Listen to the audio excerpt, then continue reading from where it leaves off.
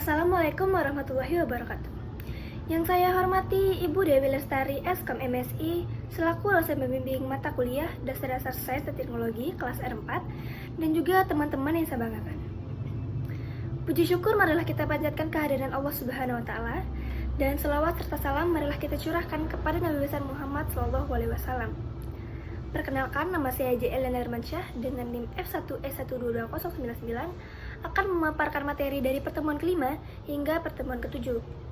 Susunan acara pada materi kali ini diantaranya ada pembukaan, penyampaian materi pertemuan kelima, penyampaian materi pertemuan keenam, penyampaian materi pertemuan ketujuh, dan dilanjutkan dengan kesimpulan, lalu diakhiri dengan penutupan. Baiklah, langsung saja kita mulai ke materi yang pertama adalah materi pertemuan kelima. Yang pertama adalah pengetahuan. Pengetahuan adalah informasi atau maklumat fakta yang diperoleh melalui pengalaman atau pembelajaran yang disebut posteriori.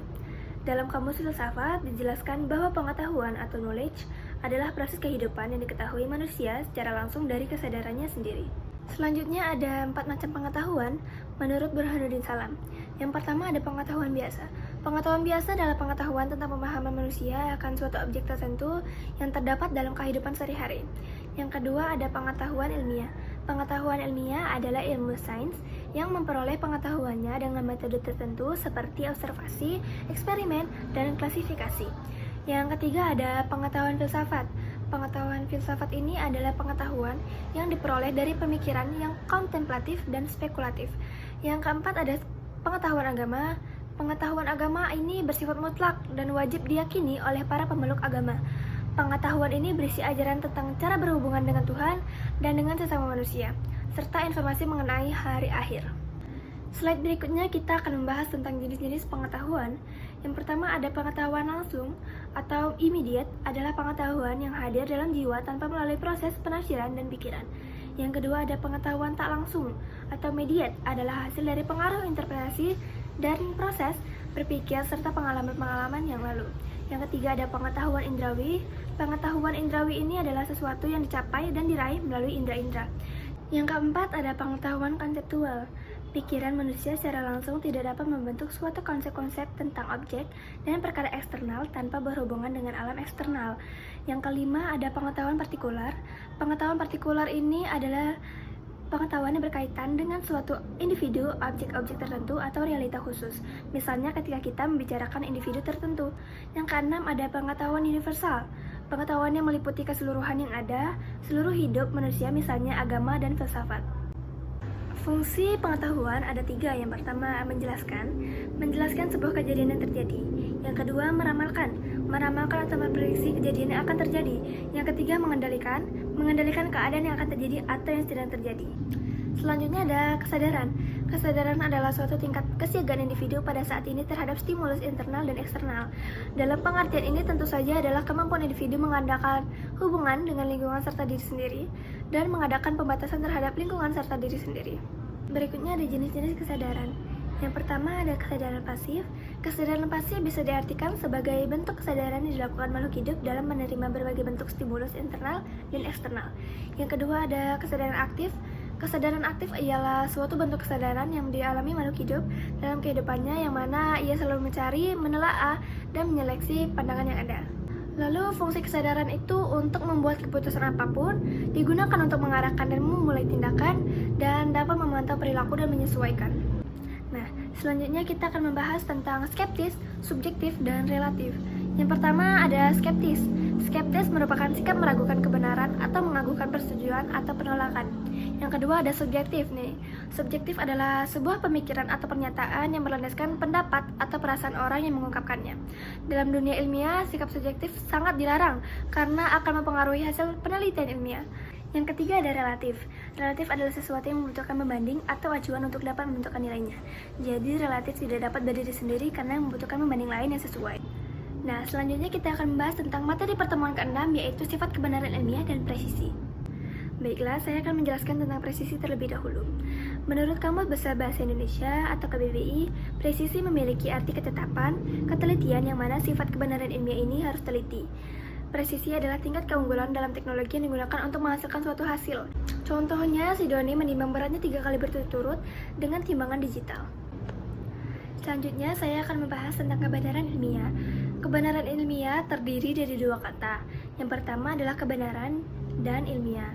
Menurut Kamus Besar Bahasa Indonesia, arti kata kebenaran adalah keadaan yang cocok dengan keadaan yang sesungguhnya. Sedangkan arti kata ilmiah menurut KBBI adalah bersifat ilmu, dan arti lainnya dari ilmiah adalah secara ilmu pengetahuan, sehingga kebenaran ilmiah tidak dapat dipisahkan dari karakteristik yang bersifat ilmiah. Kebenaran ilmiah dapat dijadikan ilmu jika memenuhi 4 syarat. Yang pertama ada objektif, metodologis, universal, dan sistematis. Pengetahuan yang memiliki dasar pembenaran, bersifat sistematis dan bersifat intersubjektif, agar kebenaran ilmiah tidak dapat dipisahkan dari ilmu atau pengetahuan ilmiah. Cara mendapatkan kebenaran ilmiah adalah dengan melakukan proses penelitian dan penalaran logika ilmiah. Kebenaran ilmiah ini dapat ditemukan dan diuji dengan pendekatan pragmatis, koresponden, dan koheren. Hal-hal yang harus dipertahankan dalam kebenaran ilmiah. Yang pertama, ada kebenaran ilmiah sebagai kebijaksanaan memiliki artian apa yang dianggap benar haruslah bermanfaat, memajukan dan memiliki nilai positif menjadi prioritas utama, sedangkan sesuatu yang dianggap membuang-buang waktu tidak terlalu krusial akan dipinggirkan terlebih dahulu. Yang kedua adalah tanggung jawab moral dalam kebenaran ilmiah. Kebenaran ilmiah sangat membantu keberadaban manusia dari bidang kesehatan hingga teknologi, bahkan juga pada pendidikan. Kebenaran ilmiah yang seharusnya membantu manusia dan memudahkan manusia akan tetapi malah dimanfaatkan untuk kepentingan pribadi atau golongan. Contohnya, membuat alat-alat untuk berperang. Maka dari itu, dalam kebenaran ilmiah harus ditimbangkan dengan tanggung jawab moral. Selanjutnya kita akan membahas pengertian dan teori-teori kebenaran. Teori adalah serangkaian bagian atau variabel, definisi, dan dalil yang saling berhubungan dan menghadirkan sebuah pandangan sistematis mengenai fenomena dengan menghubungkan antara variabel dengan maksud menjelaskan fenomena alamiah. Berikut adalah teori-teori kebenaran. Yang pertama, teori konsistensi, teori korespondensi, teori pragmatis, teori performatif, teori konsensus, teori sintaksis, teori semantis, teori non-deskripsi, teori logik, dan teori agama. Selanjutnya kita akan memasuki pertemuan ke-7, yaitu hukum dan teori ilmiah. Yang pertama ada hukum ilmiah.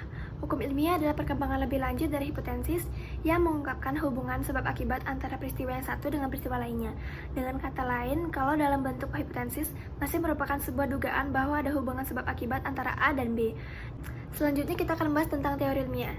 Teori ilmiah merupakan sebuah kumpulan pernyataan yang saling berhubungan dan didukung dengan baik, menjelaskan berbagai pengamatan dan dapat digunakan untuk membuat prediksi yang dapat diuji.